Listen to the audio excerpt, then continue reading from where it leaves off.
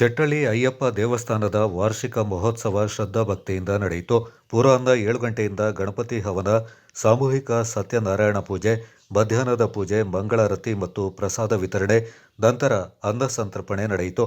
ಸಂಜೆ 6 ಗಂಟೆಗೆ ಶ್ರೀ ವಿನಾಯಕ ದೇವಸ್ಥಾನದಿಂದ ದೇವರ ಅಲಂಕೃತ ಮಂಟಪದೊಂದಿಗೆ ಶ್ರೀ ಅಯ್ಯಪ್ಪ ದೇವಸ್ಥಾನದವರೆಗೆ ಶೋಭಾಯಾತ್ರೆ ನಡೆಯಿತು.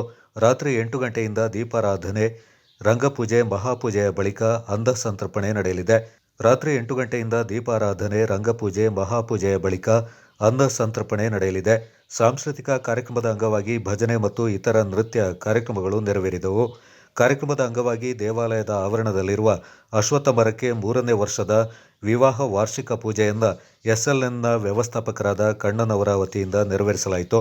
ದೇವಾಲಯ ಸಮಿತಿಯ ಪ್ರತಿಷ್ಠಾಪನಾ ಸಮಿತಿ ಅಧ್ಯಕ್ಷರಾಗಿ 40 ವರ್ಷ ಸೇವೆ ಸಲ್ಲಿಸ್ತಾ ಇರುವ ಸೋಮಯ್ಯ ದಿಲೀಪ್ ಅಪ್ಪಚ್ಚ ಅವರನ್ನು ದೇವಾಲಯದ ಉತ್ಸವ ಸಮಿತಿ ಅಧ್ಯಕ್ಷ ಐಚೆಟ್ಟಿರ ಶಿವಸುಬ್ಬಯ್ಯ ಹಾಗೂ ಸಮಿತಿಯವರು ಸನ್ಮಾನಿಸಿ ಗೌರವಿಸಿದರು.